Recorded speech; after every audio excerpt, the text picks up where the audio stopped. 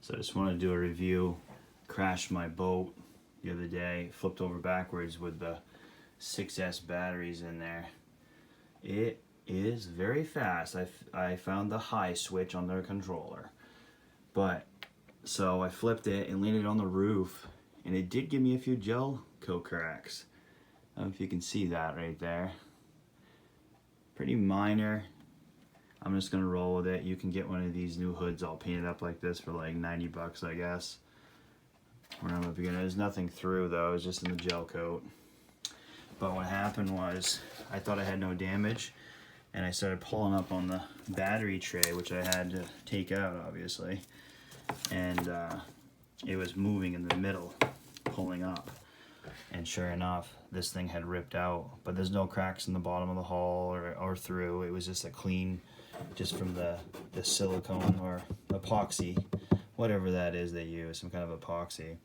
And all I did is use the old trusty JB Weld, and I got it back in there, and once it dries, I'll put it back together, put all my electronics back on that board, and I marked like the cables where they go through, and I'll double check all the adjustments and stuff through the manual.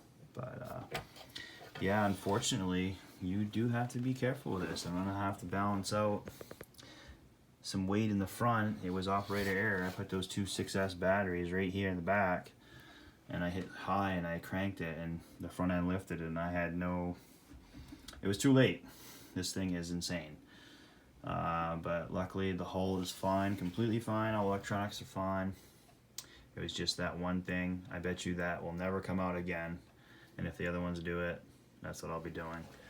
And I'll be getting some Velcro strips and putting some kind of weight way up in the front, way up in here. And I'll play with the weight on that high, you know, to keep that front end down.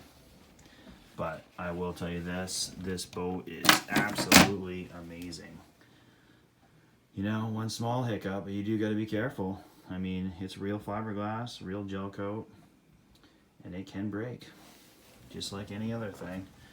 But I've never, ever had anything this fast before as an RC. It's crazy. And I'll give you an update on how this lasts, probably in a month or something of use. I'll keep checking it, but I've fixed cases on dirt bike engines with JB Weld, and it's never gone bad, so that's what I chose to go with instead of messing around with fiberglass resin and everything else. So there you have it, the old classic JB Weld. Alright.